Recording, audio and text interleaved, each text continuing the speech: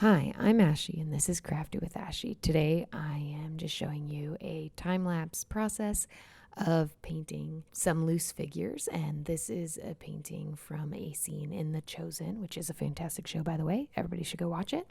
But this I've titled Look Up because that is the line that Jesus delivers to Peter, and that's what this is depicting. So I went straight in with a very watery mix of this light brown color. It's kind of a mix of burnt umber and burnt sienna to get the color that I wanted, and just went straight in with getting the basic shape of the figures.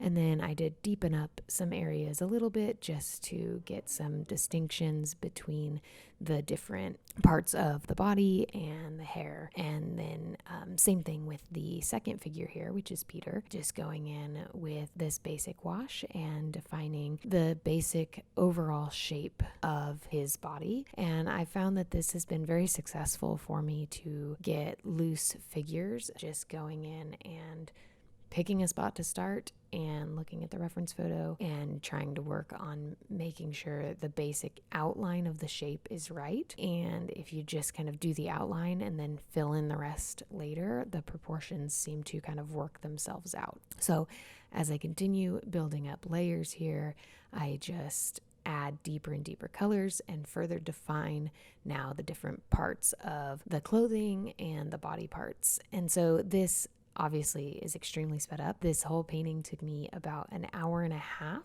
to complete, which really I feel like isn't a super long time for figures, but I could probably, continue to work on this and get faster. But I was enjoying this process and just building up these layers. And I did kind of go back and forth between the two figures, and that allowed each layer to dry in between so that I could get more and more detail with each additional layer. You can see that by adding the hair after it's dry, I can keep some definition in the hair and not have that wet on wet blended look completely. Same thing with the clothing, just adding more and more details with each layer, getting some shadows and some folds in the clothes a little bit, and defining the different areas of the body with the sleeves and the neck and the shadows around kind of where you see the inside of the garment versus the outside. And so just continuing to build that up. And I did use a reference photo for this to help figure out where shadows should go. Then some of the folds and things on the clothing, I just kind of made up as I went based on anatomy. Like I know where the arm bends, there's obviously going to be folds and that kind of thing. And then just continuing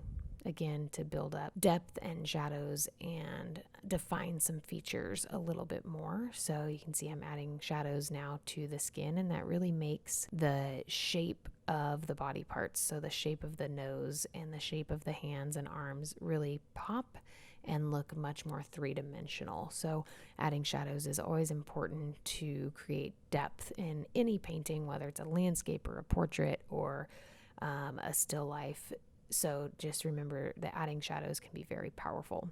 So then going in, and these blobs, they truly look just like blobs, were feet. So adding the sandals on to his feet really defines that, and it makes you interpret those essentially blobs of paint as feet. So not everything has to be extremely realistic. I didn't paint each toe and, try to get the arch of the foot correct. I just put down some paint and then added a shoe to it, and it looks right. Kind of the same with the facial features, thankfully, I guess, sort of thankfully, they both have beards, so that covers a lot of the face and makes it easier. But again, just adding a little bit of darkness at where the eye would be makes you interpret it as an eye. So you don't have to think about painting every single thing perfectly and realistically if you're going for a loose figure. The brain will automatically interpret small suggestions as detail. So I found that really fun and kind of liberating with this painting. And then going in with splatters to create some texture for the background. So I did wet up the background first so that the splatters bleed out a little bit. And this just created that nice, like almost dusty kind of textured feel to it. After I signed it, I did determine that it was missing something. So I added the tassels at the edge of the garment. I can't remember what they're called, but I did add that for that kind of pop of blue. And I feel like that was a very effective focal point, and it really is a meaningful part of not only the show, but Jewish culture. I did like adding that little touch at the end here. So if you enjoyed this painting, thank you so much.